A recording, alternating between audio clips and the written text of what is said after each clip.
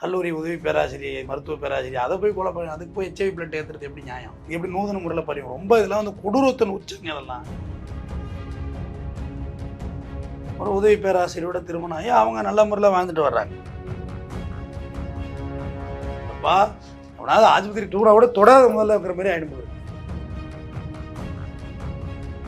என்ன ஊசி போடுறீங்க, எனக்கு எதுக்காண்டி ஊசி போடுறீங்க, தட்டி பிடிச்சி அந்த இன்ஜெக்ட் ஆகிட்டு ரெண்டு பொழுது என்னடி நடந்ததுன்னு கேட்டோன்னா தான் அப்புறம் தான் ஒரு கதையை சொல்கிறாரோ அதுதான் திடுக்கிடும் தகவல்.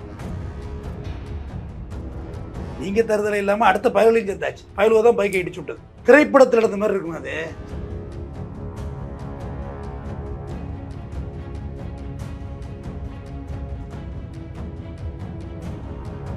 அம்மா விருதுநகரில் போன ஏடிஎம்கே பீரியடில் ஒரு கர்ப்பிணி பெண்ணுக்கு HIV பிளட்டே ஏற்றிட்டாங்க.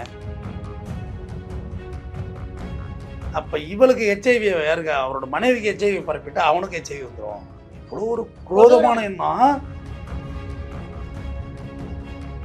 இது ஒரு தவறான முன்னுதாரணம். இது வந்து இது சிவியராக பனிஷ் பண்ணணும்.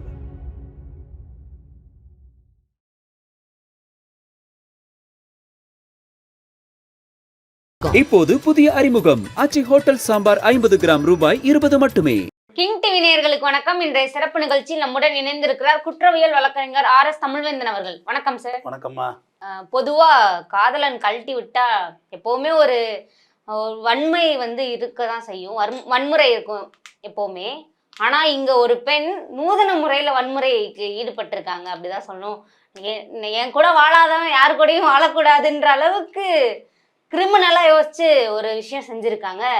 ஆந்திர மாநிலத்தில் நடந்திருக்கு. என்ன நடந்துச்சு சார்? அது நூதன முறையில் பழி வாங்குறதுனா அவனையில பழி வாங்கியிருக்கணும். டாக்டர் கருணாகுமரையில் பழி வாங்கியிருக்கணும். அவர் பொண்டாட்டியை போய் பாவம் கல்லூரி உதவி பேராசிரியை மருத்துவ பேராசிரியர் அதை போய் கொலை பண்ணி அதுக்கு போய் HIV பிளட் ஏற்றுறது எப்படி நியாயம்? இது எப்படி நூதன முறையில் பரியும்? ரொம்ப இதெல்லாம் வந்து கொடூரத்தின் உச்சங்க. இதெல்லாம் மனிதன் வந்து இப்படி இதெல்லாம் தவறான எடுத்துக்காட்டு வர சொல்லிடுறாங்க. ஆந்திர மாநிலம் கர்னூல் பகுதியில் மருத்துவராக இருக்கவர் கர்ணன் குமார், ஓகேவா, அலைஸ் கருணாகர். அவர் மருத்துவராக பணிபுறாரு. அங்கே அந்த ஹாஸ்பிட்டல் நர்ஸாக இருந்த வசுந்தரா அப்படிங்கிறதுக்குள்ள காதல் மலர்ந்து நாளடைவில் நட்பாக மாறி திருமணம் தாண்டிய உறவாகவும் அவங்க வாழ்ந்துட்டு இருந்திருக்காங்க.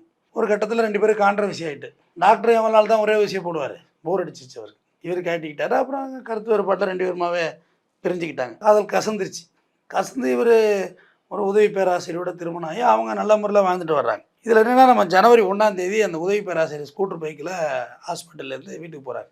போக்குள்ளே அந்த பைக் மேலே வந்து ஒரு பைக் மோதி கீழே வந்து அவங்களாம் மண்ணை தட்டி எழும்புறதுக்குள்ளே ஒரு 2-3 லேடிஸ் வந்து வாங்க ஆஸ்பத்திரிக்கு போகலாம் எப்பா எவனாவது ஆஸ்பத்திரி டூரா கூட தொடாத முதல்ல இருக்கிற மாதிரி ஆகிடும். ஆஸ்பத்திரி போகலான்னு வழுக்க டைம் ஒரு ஆட்டோவில் ஏற்றிருக்கிறாங்க.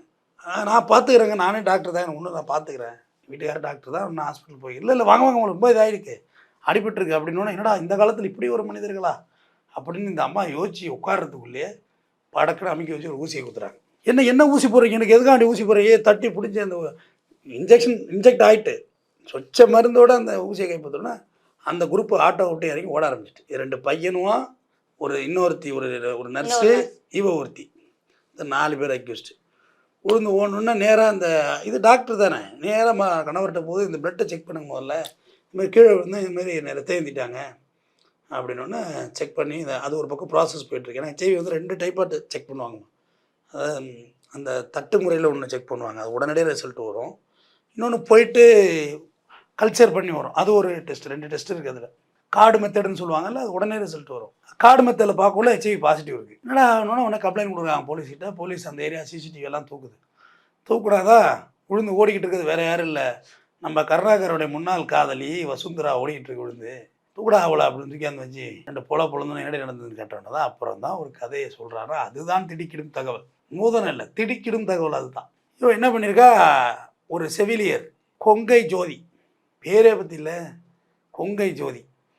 அவள் வந்து ஒரு தனியார் மருத்துவமனையில் வந்து நர்ஸாக இருந்திருக்கா. அவளும் இவளும் கூட்டாளி வசுந்தராவும்.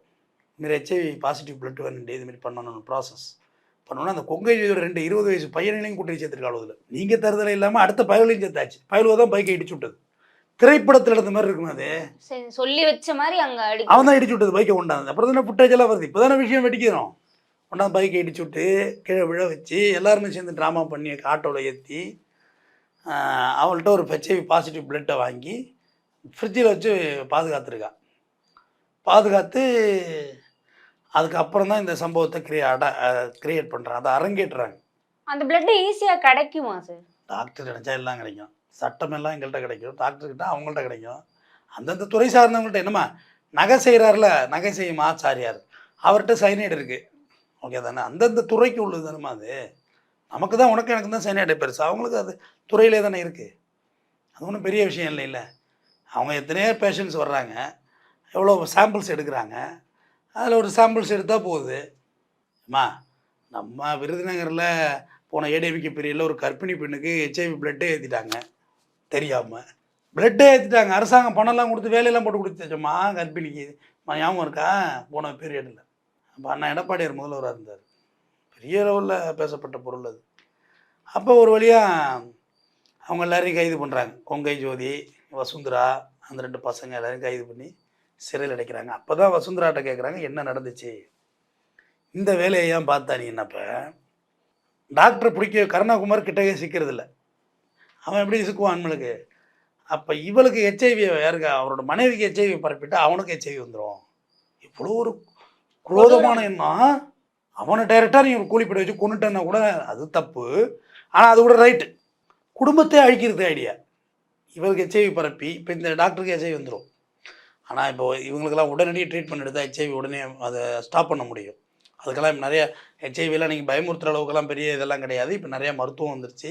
சுகர் மாதிரி வச்சுக்கோங்க, கரெக்டாக மாத்திரை போட்டால் கண்ட்ரோலில் இருக்கும். மாத்திரை போடலன்னா நிறையா பேர் இருக்கும், அவ்வளோ நிறையா சாப்பிட்ருவோம், இழைச்சி போயிடுவீங்க, அவ்வளோதான். ஆனால் கியூர் பண்ண முடியல sir. Not curable. Sugar cure பண்ணிட்டீங்களா? இல்லையே. எந்த டிசீஸையும் கியூர் பண்ண முடியாது. ஒப்பேத்தி ஓட்டிக்கலாம், அவ்வளோதான். கண்ணாடி போட்டுக்கிற மாதிரி தான், கண்ணு தெரியலாம் கண்ணாடி போடுறோம்ல அந்த மாதிரி போட்டுக்க வேண்டியதுதான். இப்போ இது வந்து ஆந்திராவை மட்டும் இல்லை, ஒட்டுமொத்த இந்தியாவுக்குமே கேள்விக்குறியாயிட்டு. நம்ம வந்து உயரணும் உயர்வாக செவிலியர்கள் தான் உயர்வாக பார்க்குறோம், மருத்துவர்கள் ரத்தம் கொடுக்கறதுக்கு நமக்கு பயமாக இருக்குல்ல. நம்ம இருக்கும் தானே. ஒரு ஹெச்ஐவி வந்து சிவிலியர் பிடிச்சி அது உடம்புலேருந்து எடுத்து உடக்க அடிச்சுதான் என்ன பண்ணுவேன்? யாரும் நம்புறதுக்கெல்லாம் ஒன்றும் இல்லையம்மா. பாம்பேயில் கதையை கேளுங்க. பாம்பேயில் ஒரு ஒரு ரொம்ப அழகாக இருக்குது அந்த பொண்ணு, ரொம்ப அழகு, ஹிந்திக்காரவங்கள்ல. அவங்க ஆனால் கணவன் ஹெச்ஐவியை கொடுத்துட்டான், இது தெரியாமல். அவன் ஹெச்ஐவி இருந்திருக்கு. இது 24 பேரை லவ் பண்ணி 24 பேர் ஹெச்ஐவி பரப்பியிருக்குமா? 3 வருஷத்துக்கு முன்னாடி ஹாட் நியூஸ் நான் சொல்கிறது. நான் இன்னசென்ட்டாக எனக்கு ஹெச்ஐவி வந்துருச்சு இல்லை, என் அழகில் விழ வச்சு உனக்கு ஹெச்ஐவி பரப்புறது தான் என் வேலை. முழு நேர பணியாகவே இறங்கியிருக்கு. இதுக்கு என்ன சொல்கிறீங்க?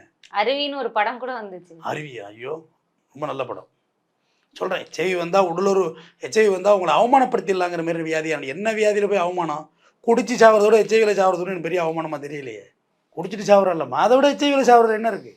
ஹெச்ஐவினா உடலுறவு கொண்டா மட்டும்தான் வரணுமா? உடலுறவு கொள்ளாமல் தான் அந்த உலகமே பிறந்துட்டா? சொல்லுங்கள்.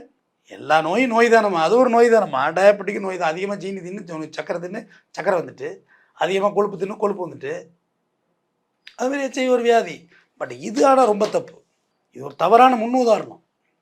இதுக்கு வந்து இது சிவியராக பனிஷ் பண்ணணும். அவங்கள பனிஷ் பண்ணால் தான் இதெல்லாம் இது எக்ஸாம்பிள் எடுத்துகிட்டு அப்படியே சுற்றுறது.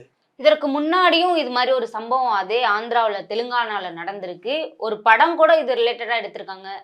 இது வந்து அவேர்னஸ் படமாக இருந்தாலும் கூட மக்கள் ஏன் சார் அதை ஃபாலோ பண்ணுறாங்க? அதாவது அவேர்னஸ் படம்லாம் ஒன்றும் கிடையாது. சிறைன்னு ஒரு படம் எடுத்தாங்க இப்போ தமிழில், எஸ்கார்டு போலீஸ் அட்டாக் பண்ணுற மாதிரி. பார்த்தா ரியலாகவே அட்டாக் பண்ணிட்டு உட்காந்துருக்காங்க.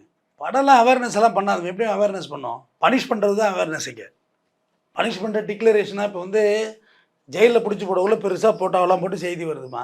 எனக்கு தண்டனை கொடுக்குற அன்றைக்கி அவ்வளோ பெரிய செய்தியாக வரணும்ல, சின்னதாக ஒரு புள்ள தான் வருது. மாவட்ட முதல்வர் அமர்வு நீதிமன்றம் 2018 எடுத்த கொலை வழக்குக்கு ஆயில் தண்ணி கொடுத்துருக்குறது. இதான் செய்தியா? இதுதான் செய்தியான்னு எனக்கு கண்ணீரஞ்சிலியாக போட்டுக்கிட்டு இருக்கேன், இல்லை வரி விளம்பரமா? நல்ல ஒரு பக்கம் அளவில் போடணும். 2018 எதுக்காக வேண்டி கொலை பண்ணாங்க, அந்த வழக்கு எப்படி நடந்துச்சு, எத்தனை சாட்சி வந்தாங்க, இப்படி எலாபரேட்டடாக போட்டால் தானே பயம் வரும் உனக்கு. இதுதான் தண்டனையை குறைச்சிட்றாங்களே சார். இல்லைம்மா, கொடுத்த தண்டனையை போடுங்க. குறைச்சாங்க ஏற்றுனாங்கல்ல, கொடுத்த தண்டனையை பெருசாக போடுங்களேன். நீதிபதி ஒரு முடி வந்தது, அது இப்படி ஆயிடுச்சு அப்படின்னு போட்டால் தானம்மா நீங்கள் வந்து அது வெளியில் வரும். அந்த நியூஸ் வந்து இப்போ விஷுவல் மீடியாவில் வர்றது உடனே போயிடுமா? அது தேடினா தான் வருது. ஆனால் பேப்பர் நியூஸ் வந்து ஸ்டாண்டர்டாக இருக்கும். பெருசாக போடுங்க இழுத்து. வழக்கு தேனாவும் ஜட்ஜ்மெண்ட் கொடுத்துக்கிட்டு தான் இருக்காங்க, தண்டனை கொடுத்துக்கிட்டு தான். அதை நீங்கள் நியூஸாக எடுத்து போடணும் தானே. போட்டால் தானே தப்பு பண்ண மாட்டாங்க. கடுமையான தண்டனைகள் வரமாட்டேங்குது ஏன் சார். இல்ல ஏன்னா இப்ப 7 வருஷத்துக்கு முன்னாடி ராஜலட்சுமின்ற ஒரு பொண் வந்து கழுத்தறுக்கப்பட்டு கொலை செய்யப்பட்டாங்க. மரண தண்டனை விதிச்சுட்டு திடீர்னு ஆயுள் தண்டனையா குறைச்சிட்டாங்க. அப்புறம் எப்படி சார் தப்பு பண்ணுன்ற பயம் போகும்? மரண தண்டனை குறைக்கிறது ஆயுள் தண்டனை, பட் தண்டனை தான். அரிதான வழக்குக்கு தான் மரண தண்டனை கொடுக்க சொல்லியிருக்காங்க. எல்லாத்துக்கும் மரண தண்டனை கொடுக்க முடியாது. காரணம் ஒரு உயிரை பறிக்கும் தண்டனை அது. சப்போஸ் நீ பண்ணலை, சாட்சிகள்லாம் உனக்கு எதிராக திரும்பி நின்றுச்சுன்னா உன் உயிரெடுத்தது சரியாயிடுமா? தவறாயிடும். மரண தண்டனை ரேரியாக இப்போ நமக்கு மரண தண்டனை கொடுத்துட்டு தான் இருக்காங்க. ஸ்ட்ராங் விட்னஸ் இப்போ டெல்லி நிர்பயா வழக்கில் தூக்கு தண்டனை கொடுத்துக்கிட்டு தான் இருக்கிறாங்க. எல்லாம் வந்து இந்த மாதிரி செவிலியர்கள் செஞ்சது எனக்கு வருத்தமாக இருக்கும். சிவிலியன் செஞ்சால் கூட எனக்கு தெரிஞ்சிருக்காது. நீ துறைசார் உன்னை நம்பி தான் கையை கொடுத்துடும், ரத்தம் எடு ஒத்து அப்படின்னு. நீங்கள் செஞ்சால் அப்புறம் எப்படி சிவிலியர் செஞ்சால் எப்படி? இது ஒரு டாக்டர் தப்பானவனாக இருக்கான், ஒரு காமுகனாக இருக்கான்னா மயக்க நிலையில் இருக்க எல்லா பொம்பளையும் என்ன ஒன்றுமே செய்யலாம் தானே. ஒரு மருத்துவன் காமுகனாக இருந்தால் என்ன செஞ்சிட முடியும்? அனஸ்தீசியா கொடுத்துருக்கோம், ஒரு 5 மணி நேரத்தில் உனக்கு என்ன நடந்ததுன்னே தெரியாது தானே. அப்போ அது தப்பு இல்லை. நம்ம புனிதமாக நினைக்கிற துறைமா அது. நான் சொன்ன எக்ஸாம்பிள் கரெக்டு தானே. குறைந்தபட்ச காமுகன் இல்லை குறைந்தபட்ச வீடியோ பைத்தியமாக இருக்கான்னு வச்சுக்க, உன்னை நிர்வாணமாக வீடியோ எடுக்கிறது. அனஸ்தீசியா கொடுத்தா என்ன தெரிய போகுது? நம்ம உடம்புல அறக்கிறதே தெரியல, மேட்ரு பண்ணுறதே தெரிய போகுது. அப்போ அது தப்பு தானே அது. அதெல்லாம் புனிதமான துறையாக நம்ம பார்க்குறோம், மதிக்கிறோம். கோவிட் பீரியடில் வந்து செவிலியர்கள் முன்கள பணியாளர்களாக இருந்து ஆற்றிய தொன்று என்றும் சாவர வரைக்கும் நம்ம அவங்களுக்கு விசுவாசமாக இருக்கணும். இந்த 2 பிரதேசி நாய்களுக்காக மற்றவங்க நம்ம தப்பாக நினைக்கக்கூடாது. அவங்க புனிதமானவர்களே, அவங்க தெரேசாவுக்கு ஈடானவர்களே. தொடர்ந்து மற்றொரு சம்பவத்தில் பேசுகிறேன். நன்றி. இதுவரை எங்களுடன் பல்வேறு கருத்துக்களை பகிர்ந்தமைக்கு நன்றி சார். இப்போது புதிய அறிமுகம் ஆச்சி ஹோட்டல் சாம்பார் 50 கிராம் ரூபாய் 20 மட்டுமே.